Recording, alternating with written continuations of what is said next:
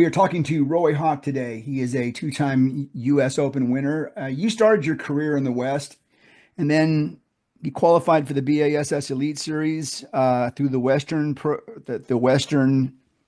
Opens. No, the Central Opens. Oh, through the Central Opens. Yes, Okay, sir. because we didn't have Western. We had Western Opens Yeah. a long time ago. Yep. You made the trek out there. You qualified in just one season doing that. I did. Yeah, I got really fortunate. Yeah. I fished a season of them quite a few years ago, but this was like my first real attempt. Yeah. I So and that was 2017, right? think so. Yeah, it sounds right. Okay. And so then a year on the Elite Series, 2018, everything going smoothly. And then the bass fishing world gets turned upside down in 2019. Yes, it Tell did. tell us what that was like and how you weighed your decisions and what caused you to do what you did and so on. Overall, like in the moment of it, it was real exciting. You know what I mean? We're gonna Yeah. go out on, I got the invitation to do it, and I was pretty excited about the whole venture. And I thought about it, quite a bit. It is a hard decision to make, but I pretty much was like, wherever KVD's going, that's where I'm going. You know what I mean? Because Well, that's where everything's going to go down. yeah. He's like the centerpiece of bass fishing. So, and all my other buddies, they were all going too. So, I felt fortunate that I even got asked. Only being a year on the Elite Yeah. Series, and I had a couple high spots. A couple high finishes and stuff, and decent finish at the Classic. But I mean, a lot of those guys don't even know me. You know what I mean? So Right. uh, I was real thankful to get the invite to go, and but yeah, it was an exciting time for sure. Was it an uncomfortable time or is it all exciting as you said? There was some uncomfortable aspects to it. Like I don't harbor any ill will for Right. anybody. I was happy at Bass. I was Yeah. stoked. You know what I mean? I was having a great time. I didn't even know what these guys were all complaining about. I have no idea. All I saw was golden rays of sunshine over there.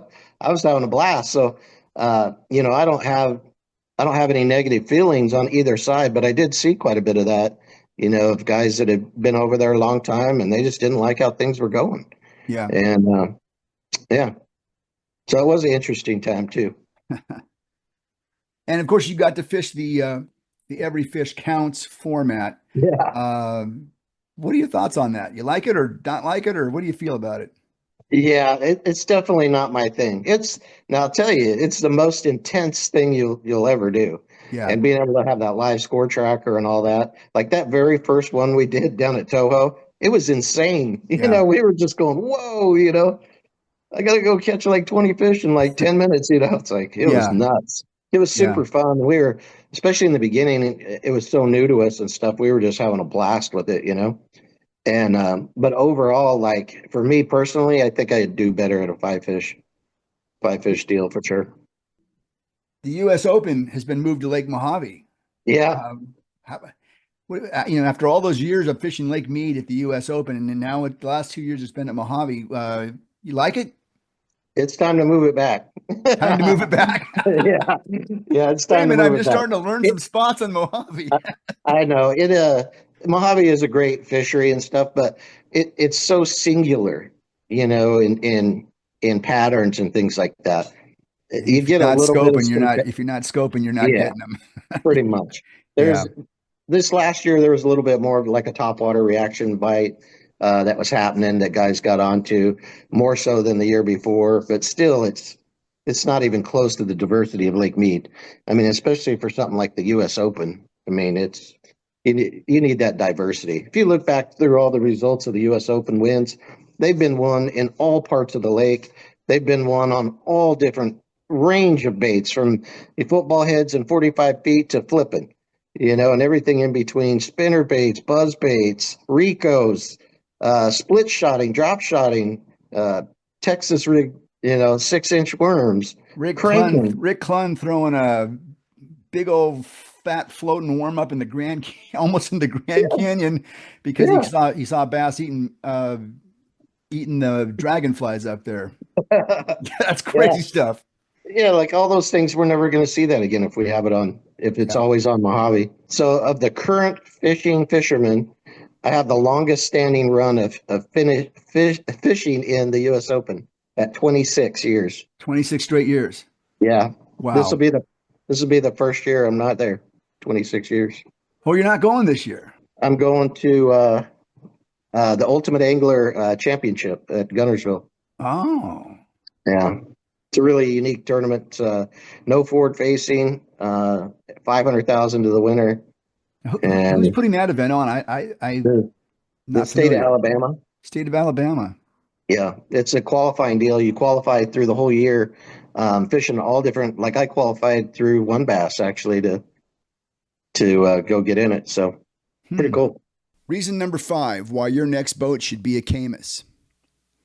Our gas tank runs up the middle of our boat.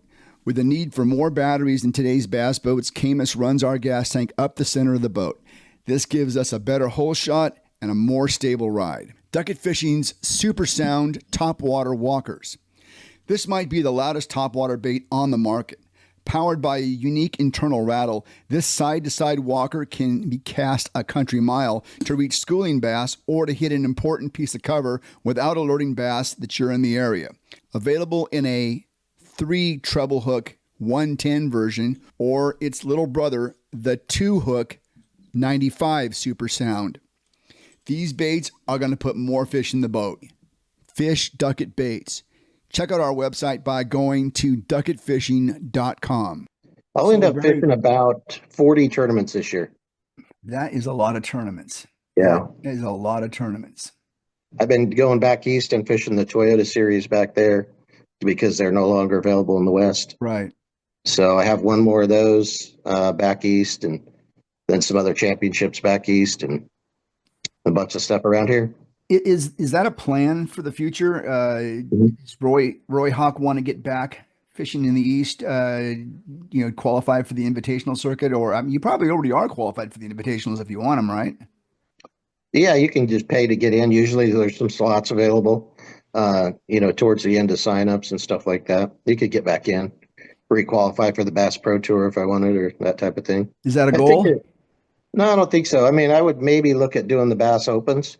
Okay. And maybe get back to bass. But it didn't work out good on the schedule. I got tired of missing all the tournaments around here. My title sponsors, Anderson Toyota, and a big event would come to Havasu, and there's like, "Where's Roy? How's he doing? Oh, he's in Florida." Yeah. And then I'd be missing my key tournaments at home. And you can stay in the West and fish a pretty strong schedule. Yeah, I've seen several people that have come back to the West, Ish Monroe, for example, and people like that have come back to the West. And that's pretty exciting. Yeah, it's a lot of fun. Yeah. I enjoy it out here, and obviously the travel is a lot less, and my expenditure is a lot less. I was spending about 80 grand a year on the Bass Pro Tour. You got to make a lot of money to keep up with that. Yes, you do. Yes, you do. I'm Keith Neiswanger. This is the Bass Tour Anglers podcast. Please remember to like and subscribe. If you'd like to reach us, please send us a direct message on Instagram at Bass Tour Anglers Podcast. Take care. Be safe. We'll talk to you next time.